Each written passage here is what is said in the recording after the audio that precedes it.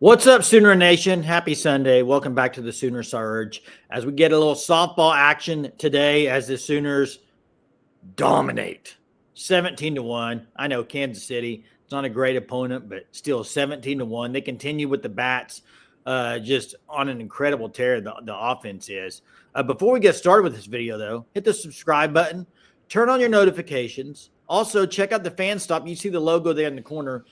www.thefanstop.com for great officially licensed OU merchandise, hats, shirts, hoodies, all of it. And sign up for the Shirt of the Month Club. You'll get 10% off your first 3 months using code SURGE. And Jackson today, Isabella Emmering went off for 7 RBIs. Another grand slam, her second on the year. You pretty much unloaded the whole bench, 17-1. Just a dominating performance, and now it gets real because the opponent coming in next weekend is on a tear as well. Yes, South Carolina, I believe they just swept Duke, or they were on pace to get that done. So you talk about that. But Oklahoma, way to end the weekend on a high note, Jay, as we talked about. Or as you said, they dominated. And Isabella Emmerling, the 7 RBIs, she's someone I've talked about. I know even you've talked about it. It's just whenever she hits the ball, it's a lot of loud hits. It's with power there.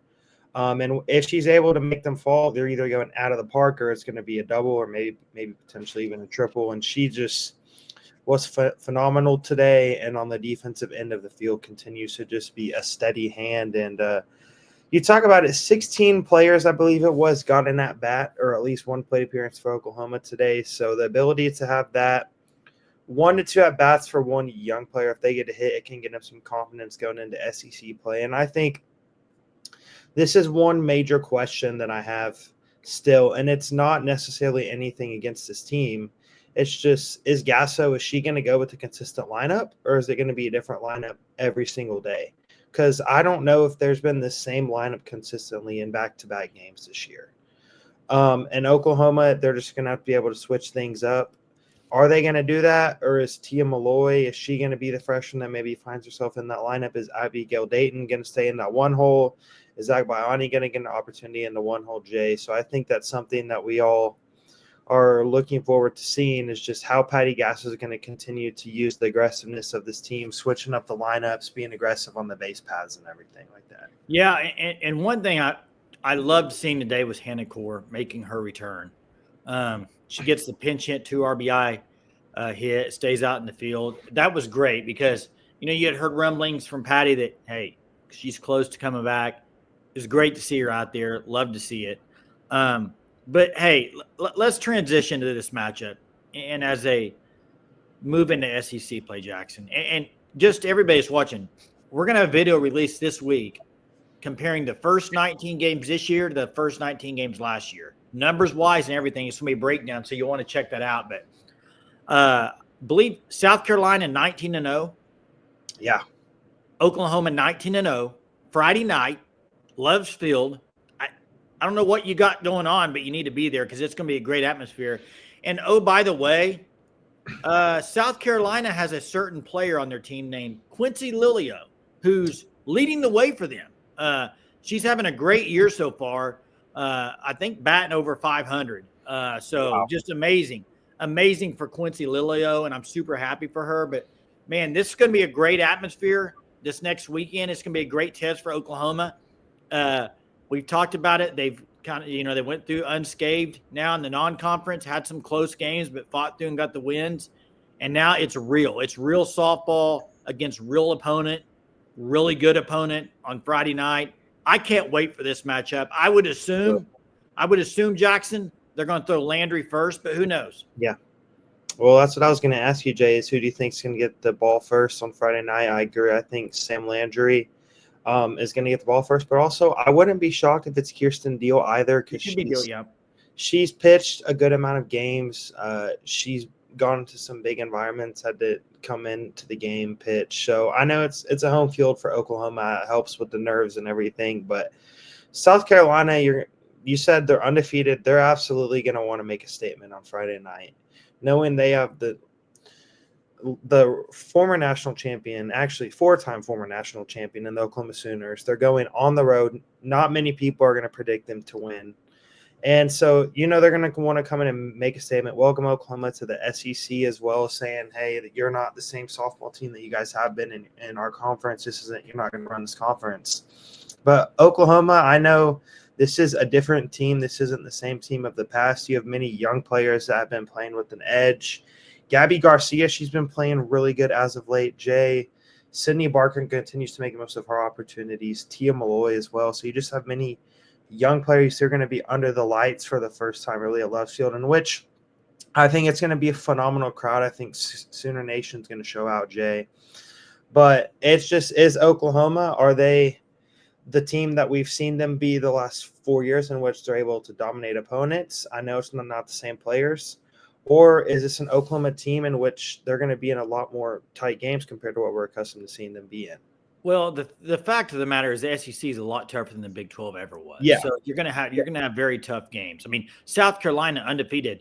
They just went to Duke and won 3 games, swept them, and Duke's ranked number 8. So South Carolina is hot right now. Now, I tell you what I really like about this squad this year is we're going to get to see a lot of these players grow up and develop before our eyes. And, absolutely, Tia Malloy, you mentioned Sydney, but you can go down the list of young players that we're going to see develop into their own stardom. And that's exciting because they're already playing well.